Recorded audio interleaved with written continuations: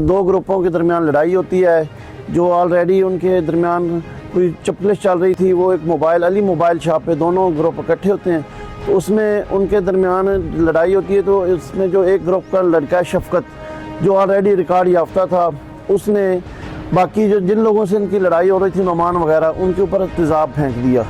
तो ये ज़ाहिर है तेज़ाब गर्दी का एक वाक़या हमारे लिए एक चैलेंजिंग था, और वो भी मौके से फ़रार हो गया था। जब ये कॉल मौसूल हुई है कि इधर तेज़ाब गर्दी का वाक़या, और उसमें सबसे बड़ी बात ये थी कि 2-3 और लोग जो पास से गुजर रहे थे, चूँकि वो एक रश वाली जगह थी, इसलिए बाकी लोग जो गुजर रहे थे उनके ऊपर भी वो तेज़ाब के कुछ छींटे पड़ गए।